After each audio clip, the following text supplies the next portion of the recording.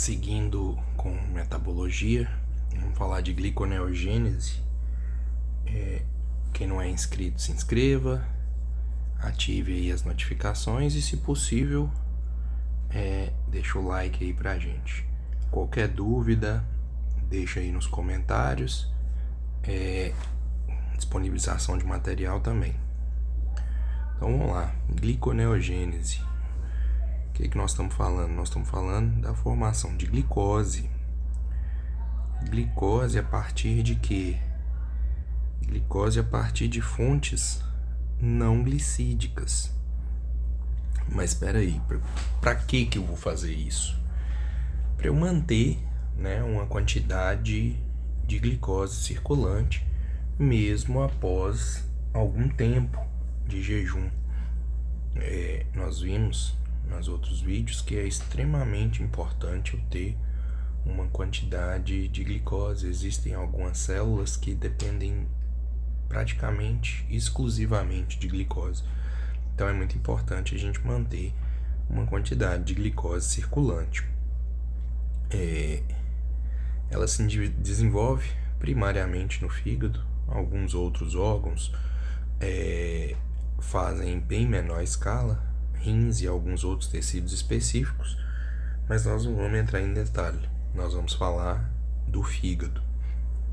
Os principais substratos: lactato, piruvato, glicerol e aminoácidos. Aminoácidos de onde? Da quebra de proteínas, da proteólise.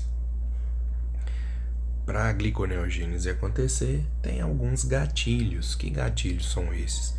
Jejum prolongado. Nós vimos que mais ou menos 3 horas a partir do momento que a gente alimentou, já começa a quebra ali do glicogênio. Quem vai ser responsável pela glicose circulante é o glicogênio. O glicogênio é a nossa reserva, A gente armazena glicose em forma de glicogênio e, de acordo com a necessidade, ele vai sendo quebrado. Mas num jejum prolongado, após 12 horas sem alimentação, esse glicogênio tende a acabar. Acabando esse glicogênio, quem nós vamos dar start? Na gliconeogênese. Então, exaustão do glicogênio hepático acabou, vai começar exercícios intensos, principalmente anaeróbicos, porque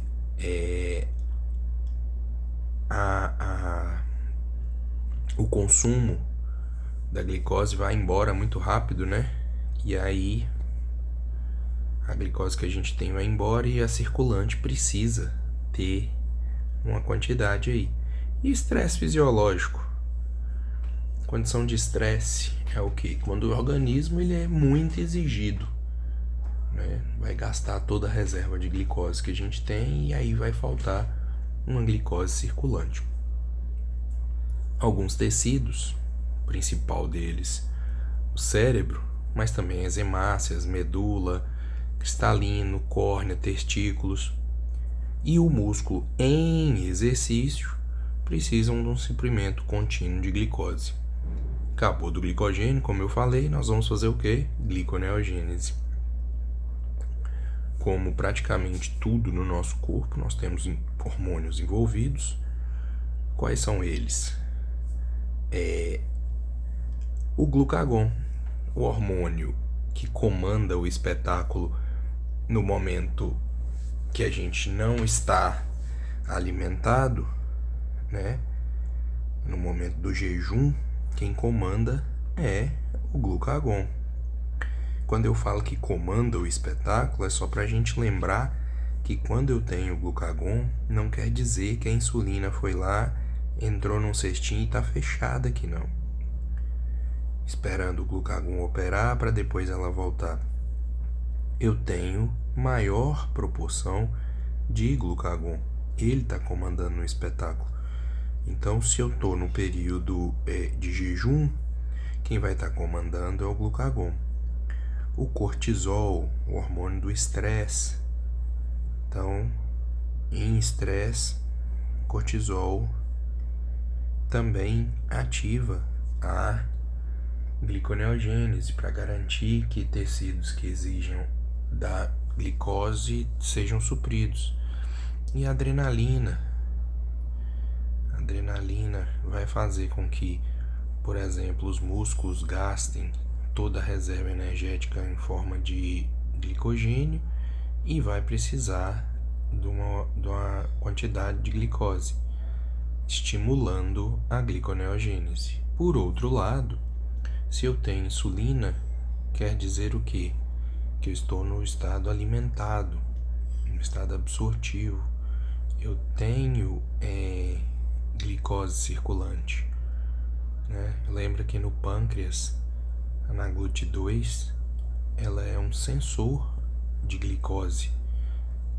Se eu tenho uma grande quantidade de glicose circulante, é porque a GLUT2 vai permitir, né? Vai entrar, e aí o pâncreas vai perceber que entrou glicose, é porque tem muita circulante, vai liberar a insulina. Então, se eu tenho muita glicose, para que eu vou fazer por uma via não glicídica, uma via que teoricamente é uma via bem cara? Ela só é utilizada pelo organismo quando realmente necessário. Como eu falei, o glucagon ele estimula, né, em estado de jejum. A insulina ela inibe, mas é bem óbvio. Se o glucagon estimula, a insulina inibe. Se a insulina estimula, o glucagon inibe. Eles atuam em momentos opostos da brincadeira. O cortisol, o hormônio do estresse, liberado pela adrenal, é resposta ao estresse tanto físico quanto psicológico. Quais são os principais precursores da gliconeogênese? Catabolismo de triglicerídeos, aminoácidos, principalmente a alanina, o lactato, se a gente considera a via do ciclo de Cori.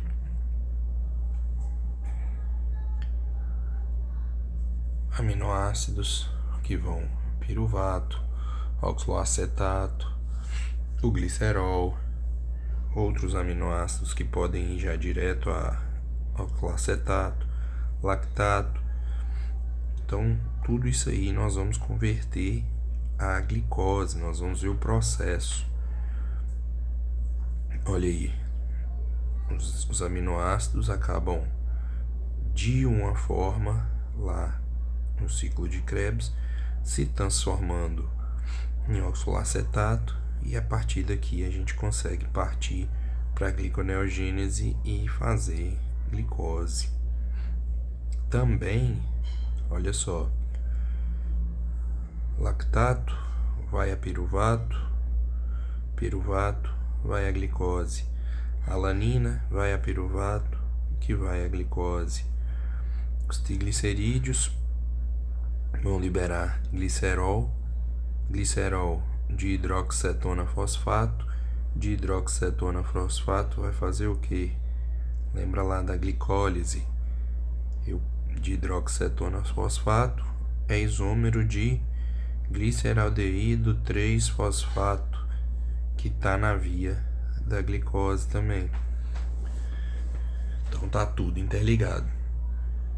O ciclo de Cori é só esse que eu tô marcando de azul aqui, ó. Eu tenho no músculo glicose vai a piruvato, piruvato vai a lactato, fermentação lática. O lactato vai para o fígado, do fígado lactato vai a piruvato, e piruvato vai a glicose na gliconeogênese, gastando ATP. Glicose ela sai para a corrente sanguínea, vai para o músculo, 2 ATPs vira piruvato. Esse é o ciclo de Cori. Basicamente isso: músculo, ácido lático, fígado, glicose, músculo. De uma maneira mais simples de enxergar. Aqui nós temos ele de novo. Tem o sangue, fígado, músculo. Então, no músculo, glicose vai a piruvato, forma 2 ATPs.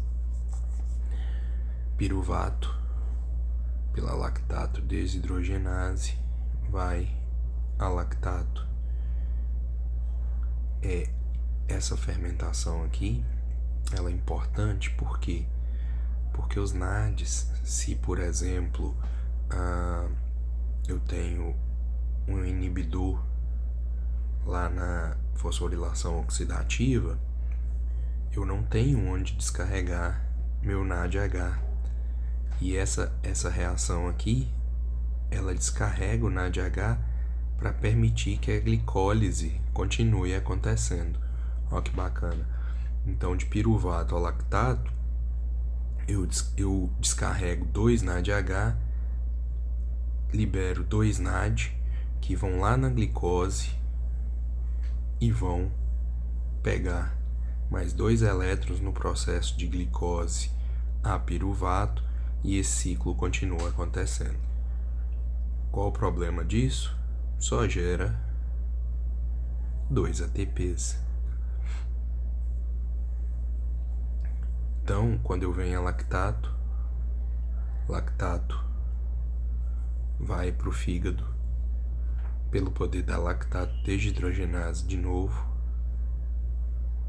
Eu vou a piruvato, de piruvato, gastando 6 ATPs, eu vou a glicose, corrente sanguínea, músculo, e aí esse é o ciclo de Cori, para uma maneira mais fácil de entender.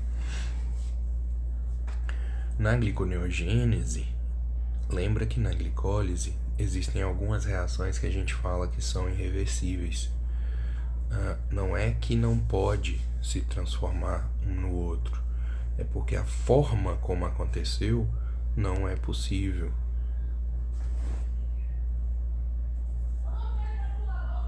Então, o que acontece? Olha só, na glicólise eu tenho do PEP, do fosfenol piruvato, eu vou direto a piruvato e gero ATP. Aqui não basta eu usar ATP, que eu não consigo ir direto de piruvato a fosfenol piruvato. Por isso que a gente fala que é irreversível. Eu tenho que fazer uma manobra. Que manobra é essa? Eu vou sair de piruvato, vou gastar um ATP, mas eu vou a quem? A oxaloacetato. Tem um O mesmo, viu? Não tá escrito errado, não. Oxaloacetato. E vou inserir um CO2. Vou aumentar de 3 carbonos. Oxaloacetato tem 4 carbonos. Mas aí, essa é só uma jogada, porque depois de oxaloacetato eu gasto um GTP, que em termos energéticos tem energia do ATP, porque também é trifosfato. Nós vamos de oxaloacetato com a PEPS carboxquinase, PEP carboxquinase é a enzima. Vou tirar esse CO2 que tinha colocado aqui e vamos a quem? Fosfoenol piruvato, que tem 3 carbonos. Isso é um desvio que a gente chama, né, para poder conseguir fazer essa via da gliconeogênese e virar glicose. Nesse processo da gliconeogênese, nós temos 3 desvios. Nós vamos vê-los. Primeiro, vamos aqui na formação do fosfenol piruvato. Nós temos 2 opções. Ou piruvato, né, já está em forma de piruvato, ele vai entrar na mitocôndria, ou em forma de lactato, que vai ser convertido a piruvato para depois entrar na mitocôndria. Importante dizer, gente, que piruvato é piruvato. Não importa se ele veio desse lado, se ele veio desse lado, piruvato é piruvato. Tudo bem? Dentro da mitocôndria, piruvato vai a oxaloacetato, que vai a fosfenolpiruvato. Isso pode acontecer dentro da mitocôndria. Então, já forma o fosfenolpiruvato. Quais são as duas enzimas? A primeira, piruvato carboxilase. A segunda, PEP carboxquinase.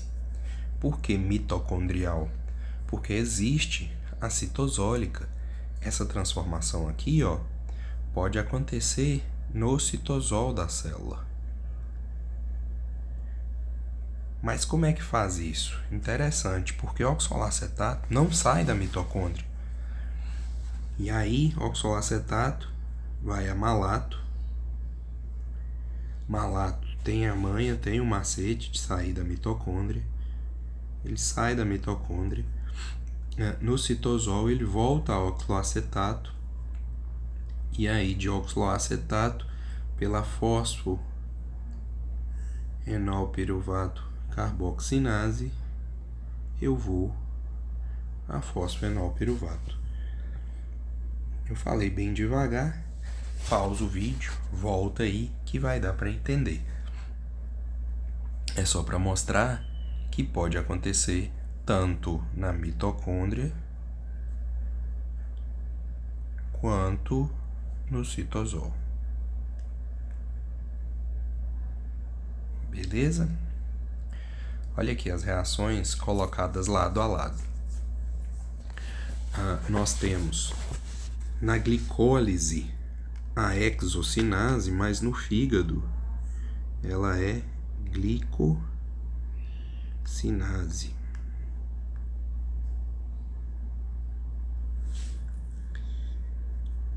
Então, essa é a primeira reação que a gente diz é irreversível. Quais reações são essas?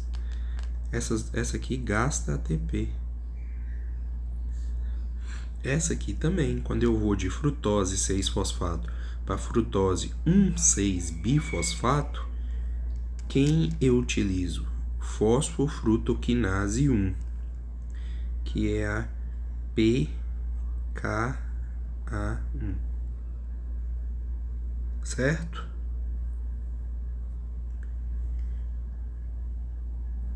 Desculpa, não é PKA não, gente. É PFK1.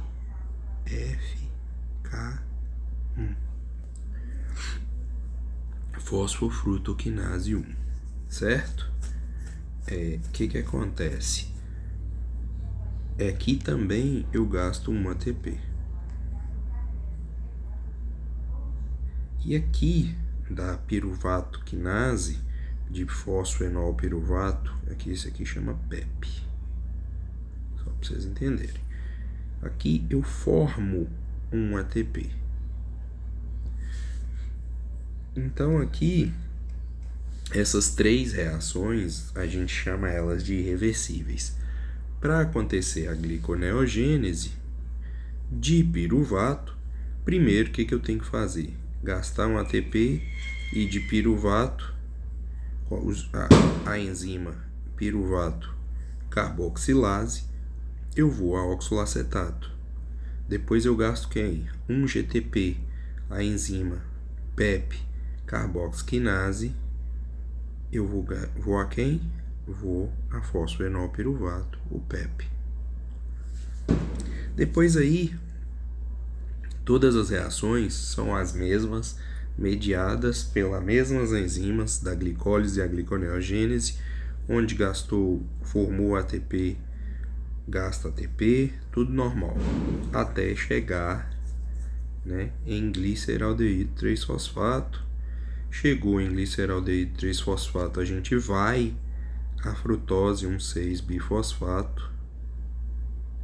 Detalhe pequeno, gente, na glicólise, quando a gente chega nesse ponto aqui, nós estamos saindo de 6 carbonos para 3 carbonos e 3 carbonos.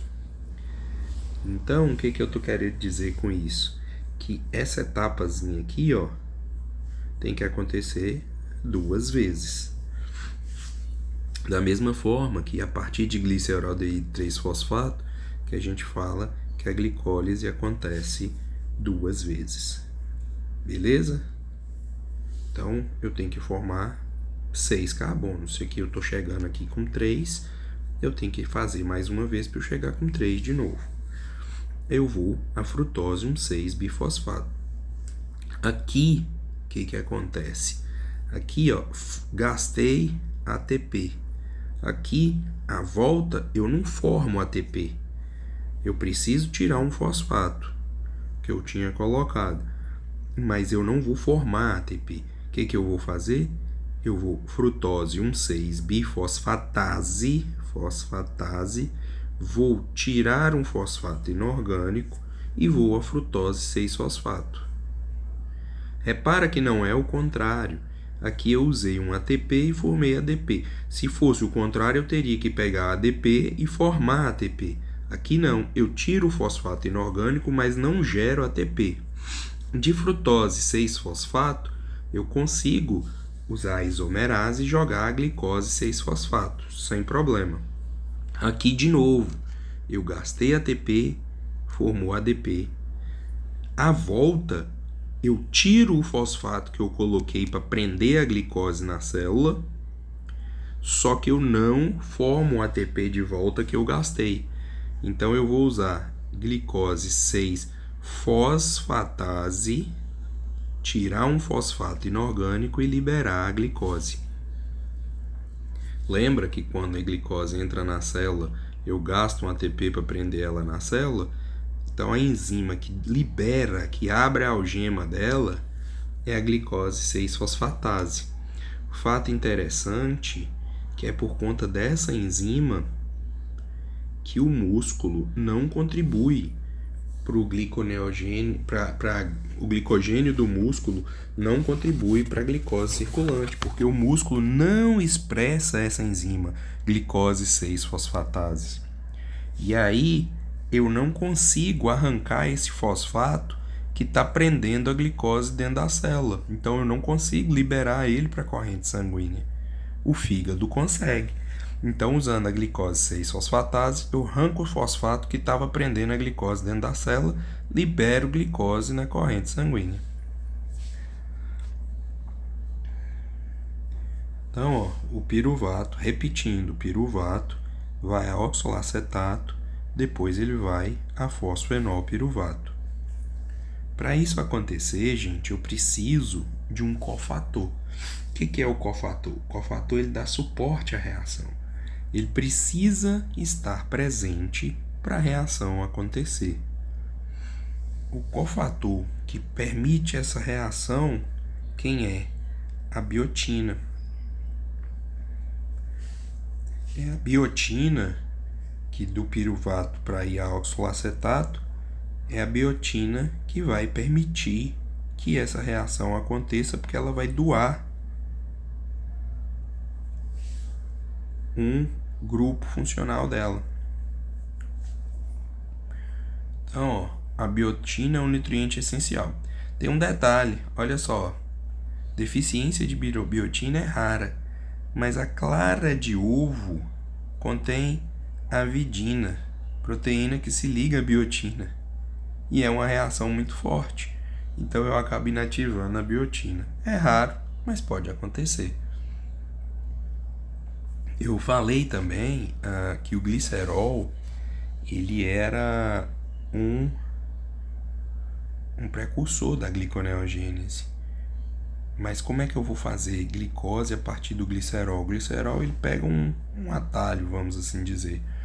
O glicerol-sinase, vai gastar um ATP e vai virar glicerol 3-fosfato.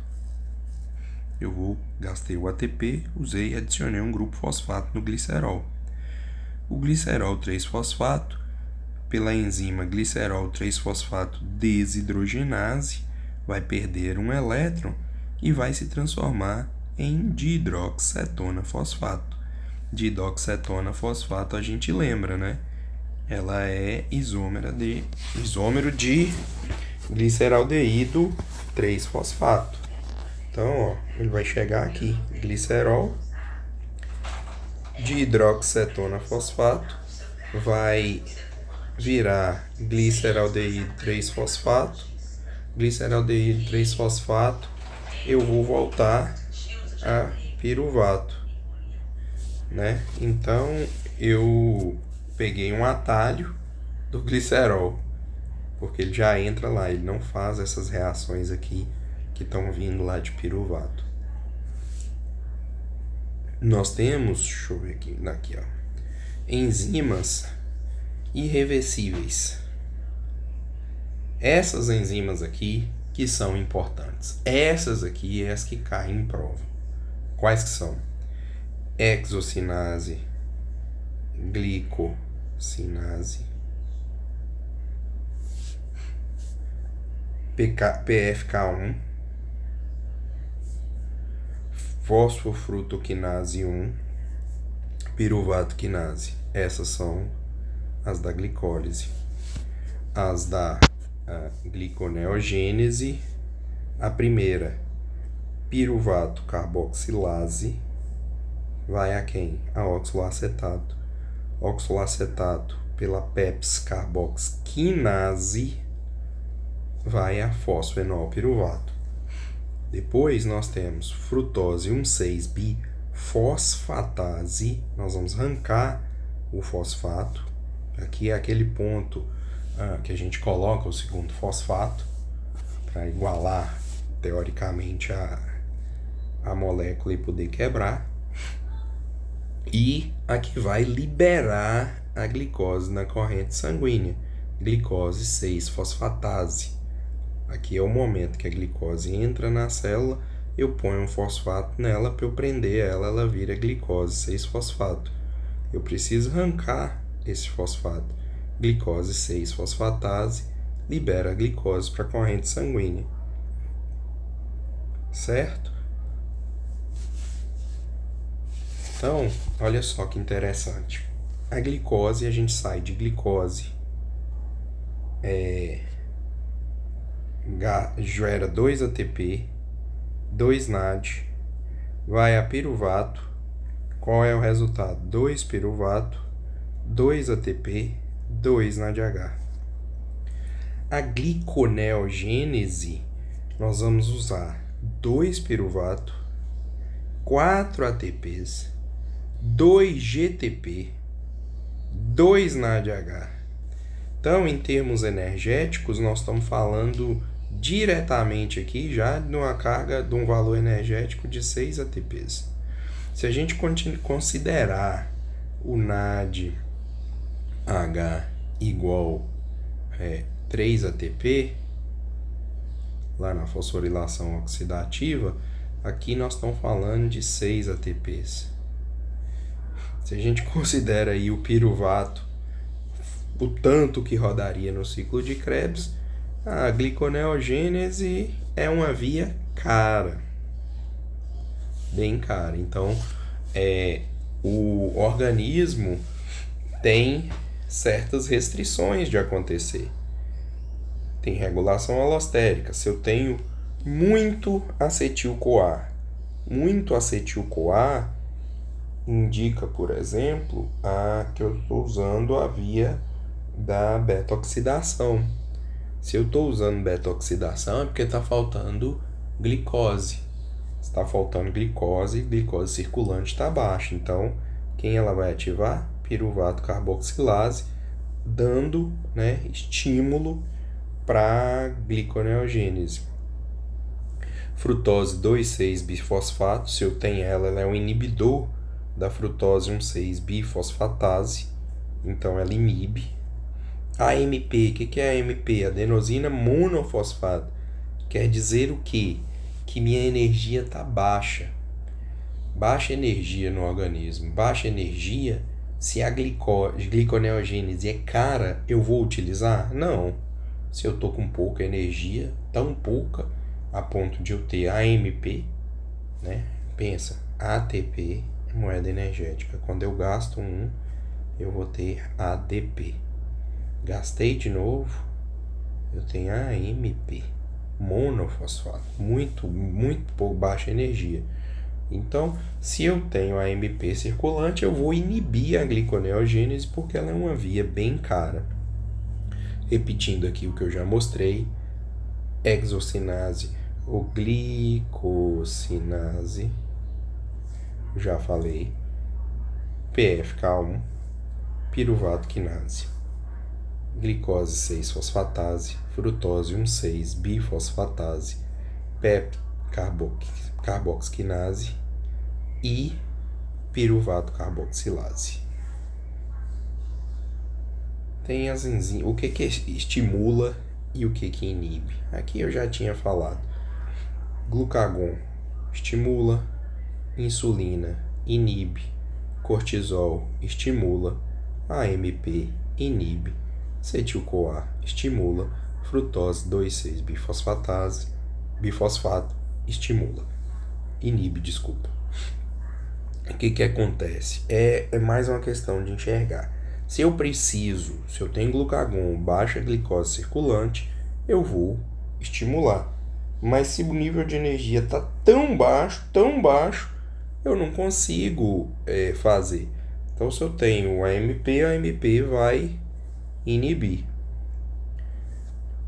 Glucagon, cortisol, estimular. Muito acetil-CoA, quer dizer que está acontecendo muita beta-oxidação, não estou tendo glicose, vai estimular. Glucagon, cortisol, jejum mais de 12 horas, citrato está sobrando lá, fazendo muito citrato, porque está entrando muito acetil-CoA, está entrando muito citrato, formando, né, lá no ciclo de Krebs, vai estimular. ADP, baixa energia, vai fazer o que? Inibir, assim como a insulina. Tranquilo? Não tem muita dificuldade não. Só uma curiosidade aqui, na diabetes, na ausência ou resistência à insulina, permite que a gliconeogênese ocorra sem controle. Se eu tenho ausência da insulina, quem está comandando a brincadeira? Glucagon. Então, ele aumenta, a gliconeogênese ocorre aumentando a glicemia, mesmo que o corpo tenha glicose em excesso. Então, o que nós vamos ter? Hiperglicemia crônica. Beleza? Qualquer dúvida, deixa aí nos comentários que a gente tenta resolver.